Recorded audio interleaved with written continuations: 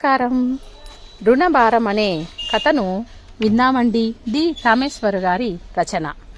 Office నుంచి రాగానే coffee కప్పుతో పాటు ఒక ఇంగ్లాండ్ లెటర్ తెచ్చి నా ముందు పడేసింది విసురుగా మా ఆవిడ విసురు చూడగానే రాసిందెవరో తెలిసినా ఎవరి దగ్గర నుంచి ఉత్తరం అని అన్నా, యథాలాపంగా అన్నట్టు. ఇంకెవరు, మీ ప్రియమైన అక్కగారి నుంచి మరొక తాకీదు 25,000కి. ఇక్కడ డబ్బులు చెట్లకు కాస్తున్నాయనుకుంటుందో, పాత్రలున్నాయనుకుంటుందో ఆవిడ. అయినా విన్ననేం లాభం? ఇచ్చేవారుంటే అడిగే వాళ్ళకి ఏం పాపం? రుసరుసలాడుతూ లోపలికి వెళ్ళిపోయింది సుగుణ. కాఫీ తాగి తాపీగా ఉత్తరం తీసా. పద్మకి పెళ్లి సంబంధం కుదిరింది. అబ్బాయికి బ్యాంకులో పని. పిల్ల నచ్చింది. 25,000 కట్నం అడిగారు. కట్నం అయితేనేమి, లాంఛనాలు అయితేనేమి, మరొక 25 కాందే పెళ్ళి కాదు కదా. 25,000 నువ్వు సర్దు, మిగతాది ఏదో తంటాలు పడతాను. దీని పెళ్ళైపోతే నా బాధ్యతలు తీరిపోతాయి.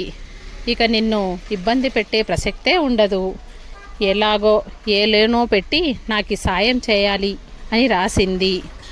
మా ఆవిడికే కాదు, నాకు చిరాగ్గానే అనిపించింది ఆ ఉత్తరం. నేనెక్కడి నుంచి తీసుకొస్తాను? ఇప్పటికీ 3 సార్లు 3 పాతికలు అయ్యాయి. లోను మాత్రం ఎంతకని ఇస్తారో ఆఫీస్ వాళ్ళు. ఇచ్చినా ఆ లోన్ తీర్చడంతోనే నా బ్రతుకు వెలమాడేటట్టుంది. ఈసారి ఇంకా నా వల్ల కాదని రాసేయాలి. అక్కయ్య నా కోసం తన జీవితాన్ని ధారపోసింది. నన్ను తల్లిలా పెంచింది. తల్లిలా ఏమిటి, తల్లే అయి పెంచింది. కనగానే అమ్మను పోగొట్టుకుని 2 ఏళ్ళైనా నిండకముందే తండ్రిని పోగొట్టుకున్న తనకి తల్లి తండ్రి అయ్యి అక్క బావ పెంచారు. అక్కకి తనకు 12 ఏళ్ళు తేడా. అక్క తర్వాత 2 కాన్పులైనా పిల్లలు దక్కలేదట అమ్మకి. ఆఖరుగా తను పుట్టే వేళకి అక్కకి 12 ఏళ్ళు. 12 ఏళ్ల పిల్ల సాయంతో తండ్రి తనను పెంచుకుంటూ ఉంటే మరో ఏడాదికే ఆ తండ్రి లేకుండా పోయాడు. 13 ఏళ్లకే ఒక స్కూల్ మాటర్స్ ఇచ్చి పెళ్లి చేసి మేనమామ బాధ్యత దులిపేసుకున్నాడు.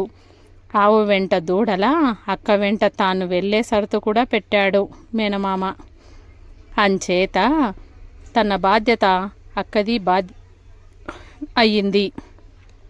నా బాధ్యతను ఎప్పుడు వాళ్ళు నిర్లక్ష్యం చేయలేదు. పెళ్ళైన 3 ఏళ్లకి అక్కకి పెద్ద కూతురు పుట్టే వరకు ఆ ఇంటి మొదటి బిడ్డ తనే అనుకున్నారిద్దరూ. తలే గంజో వాళ్ళతో పాటే వీలున్నంత వరకు చదివించారు. పల్లెలో ఉన్న 2 ఎకరాలు తనని ఎంకాం చదివించడానికి సరిపోయింది. బ్యాంకు పరీక్ష రాసి బ్యాంకులో ఉద్యోగం సంపాదించుకున్నాడు. మంచి సంబంధం చూసి పెళ్లి చేసి వాళ్ళ బాధ్యత తీర్చుకున్నారు. తాను పెద్దయ్యే వేళకి అక్కకి 3 ఆడపిల్లలు, 1 మగపిల్లాడు పుట్టాడు. 2 కూతుర్ల తర్వాత 1 కొడుకు. కొడుక్కి సరిగ్గా చదువు అంటలేదు. కూతుర్లను ఇంటర్ దాకా చదివించి మాన్పించింది. అంతకంటే చదివిస్తే మొగుళ్ళని తేవద్దు అంటూ. తను ఉద్యోగంలో చేరిన ఏడాదికే అక్క పెద్ద కూతురు పెళ్ళిడికొచ్చింది. అక్క బావలకి మనసులో చాలా ఉండేది కూతుర్ని తనకిచ్చి చేయాలని. కానీ చిన్నప్పటి నుంచి చేతులతో ఎత్తుకొని ఆడించిన పిల్లని అన్నలాగా తప్ప దాన్ని మరోలాగా చూడలేదెప్పుడు. నా చెల్లెలనే అనుకున్నాడు తప్ప మేనకోడలని అనుకోలేదు. భార్యగా చూడడం నా వల్ల కాదని చెప్తే కోపమే వచ్చింది. అక్క బావ అలిగారు. వాళ్ళిద్దరి కోపం పోగొట్టి శారద పెళ్ళి నా బాధ్యత అని, పెళ్లి ఖర్చు నాది అని చెప్పి వాళ్ళను ఒప్పించేసరికి తాతలు దిగొచ్చారు. ఈలోగా తన పెళ్ళి జరగటం, అప్పుడు కాస్త ఖర్చు వదలక తప్పలేదు. ఈలోగా బావగారు రిటైర్ అయ్యారు. ఇంట్లో 1 డజన్ ట్యూషన్లు పెన్షన్తో ఏదో విధంగా వాళ్ళ బతుకులు వాళ్ళు బతుకుతున్నా 2వ కూతురు పెళ్ళికి కట్నం మాట దేవుడెరుగు. పెళ్ళి ఖర్చులకి ఒక 10,000 లేదని పరిస్థితి వచ్చి పడింది. అప్పుడు అక్కయ్య 25,000 అడిగితే మరొకసారి కాదనలేని స్థితి. ఇంట్లో సుగుణ సాధింపు. ఎంత పెంచి పెద్ద చేసినా ఇలా తన దగ్గర వేలున్నట్టు అక్కయ్య అడగటం తనకు మనసులో చికాకు అనిపించినా గట్టిగా కాదనలేక అక్కయ్యను ఈ పరిస్థితుల్లో ఆదుకునే వాళ్ళెవరూ లేరని అర్థం చేసుకొని మళ్ళీ ప్రావిడెంట్ ఫండ్లో నుంచి అప్పు తీసుకున్నాడు. మొత్తానికి కూతుళ్ళిద్దరి పెళ్లి చేసింది. ఈలోగా కొడుకు ఇంటర్ 2 సార్లు తప్పి ఇంకా చదవనని డబ్బిస్తే ఏదైనా బిజినెస్ చేస్తానని కూర్చున్నాడు. ఈసారి సుగుణకే కాదు తనకి బాగా కోపం వచ్చింది. ఏమిటండి మీ అక్కయ్య ఉద్దేశం? మన దగ్గర ఏమన్నా డబ్బులు సెట్టున్నది అడుగుతుందా? ఇంటి మీద అప్పు తెచ్చుకోమనండి. ఇక్కడెవరో రాసులు పోసుకొని కూర్చోలేదని ఖచ్చితంగా రాయండి. పంపిస్తే మాత్రం ఊరుకోను. పిల్లల స్కూల్ ఫీజులు అవి ఎంతెంత అవుతున్నాయో మీకు తెలీదా? మీరు తెచ్చిన అప్పులకే నెలకు 2,000 జీతం కట్ అవుతోంది. అది మర్చిపోకండి. సుగుణ చాలా తీవ్రంగా అయిష్టత తెలియజేసింది. నిజమే, ఇంటి మీద అప్పు తీర్చుకోవచ్చు కదా అక్కయ్య. తనకెందుకు తట్టలేదా ఆలోచన? ఎంత పాతిళ్ళైనా పెంకుటిల్లైనా 25,000 ఎందుకు ఇవ్వరు అప్పు అనిపించి ఆ మాటే రాశాడు. తన ఆసక్తతను తెలియజేస్తూ ఇంటి మీద అప్పు తెచ్చుకోమని సలహా రాశాడు. ఎలా తెచ్చుకోవచ్చో బ్యాంకు ప్రొసీజరు, అప్లికేషన్ ఫారాన్ని పంపి సలహా ఇస్తూ చేతులు దులిపేసుకున్నాడు. అప్పు దొరక్కపోతే ఆ ఇల్లు అమ్మి పారేయ్ అనే ఉచిత సలహా ఇచ్చాడు. అక్కయ్య దగ్గర నుంచి 1 నెల రోజులు ఏ ఉత్తరం లేదు. నెల తర్వాతే శుభలేఖ. పెళ్ళికి రావాలంటూ ఉత్తరం వచ్చింది. పెళ్ళి అయ్యిందనిపించినట్టు జరిగింది. అక్క బావ బాధ్యతలు తీరిపోయినందుకు ఆనందం కలిగింది. డబ్బు మాట అక్కేమీ ఎత్తలేదు. పెళ్ళికెళ్ళినప్పుడు ఆమె ఎత్తనప్పుడు తనెందుకు గెలకటం? డబ్బు అడగనప్పుడు అని ఊరుకున్నాడు. అలా అని అక్కయ్య కోపం తెచ్చుకున్నట్టే కనిపించలేదు నాకు. కొడుకు చేత జిరాక్స్ మిషన్ పెట్టించింది. వాళ్ళ జీవితాలకి ఇక డోకా లేదనిపించి నిశ్చింత కలిగింది. 2 ఏళ్ళు గడిచాయి. తన సంసార బాధ్యత పెరగటం, ట్రాన్స్ఫర్లు, అక్కయ్యను కలవటమే కుదరలేదు. అక్కయ్యకి షుగరు, బీపీలు వచ్చాయి. మనిషి నీరసించింది. ఆరోగ్యం సరిగా లేదని బావగారి దగ్గర నుంచి ఉత్తరం వస్తే ఈ మాట పిల్లలకు సెలవులు వచ్చినప్పుడు వెళ్ళాలనుకున్నాడు. కానీ ఈలోగానే బావగారి నుంచి ఫోను. అక్కయ్య పరిస్థితి బాగుండకపోతే ఆసుపత్రిలో జాయిన్ చేసినట్టు. అక్కయ్య తనను చూడాలని ముందు అనిపిస్తుందని అన్నట్టు ఉత్తరం రాశారు. ఆఖరి చూపులకు నోచుకోకపోయినందుకు బాధపడుతూ వెళ్ళాను. కర్మకాండ పూర్తయ్యాక బావగారు ఒక పెద్ద దళసరి కవరు చేతికిచ్చి చదువు అన్నారు. ఏమిటిది అని అడిగాను. చదువు, నీకే తెలుస్తుంది. నీకు ఉత్తరం రాసి పంపేలోగానే ఆసుపత్రి పాలయ్యింది. పిలిచి మాట్లాడాలనుకుంది చెప్పారు బావగారు. ఉత్తరం విప్పాను. తమ్ముడు, నువ్వు తమ్ముడివైనా నిన్నెప్పుడు కొడుగ్గానే భావించాను. 2 ఏళ్ల వయసు నుంచి కన్న తల్లిలాగా సాకాను. పెంచిన ప్రేమ గొప్పది నాయనా. నువ్వు బాగుండాలి, చల్లగా ఉండాలని ఎప్పుడూ కోరుకున్నాను. నాన్న బతుకుండగా చనిపోయే ముందు తల్లి నువ్వే వాడిని దరికి చేర్చాలి, అన్నీ నువ్వే వాడికి, నువ్వే అమ్మవు. ఉన్న 2 ఎకరాల్లో 1 ఎకరం వాడి చదువుకి, 2వ ఎకరం నీ పెళ్ళికి అమ్మి ఖర్చు పెట్టండి. ఈ పాత కొంపకు ఎంతొస్తే అంత ఇద్దరూ చెరిసగం తీసుకోండి. ఆడపిల్లవైనా సగభాగం నీది, వాడి భారం నీది అంటూ కన్ను పూశారు. నాన్న యాక్సిడెంట్తో పోవడంతో విల్లు రాసే టైం లేక నాన్న ఆఖరి క్షణంలో చెప్పిన మాటలివి.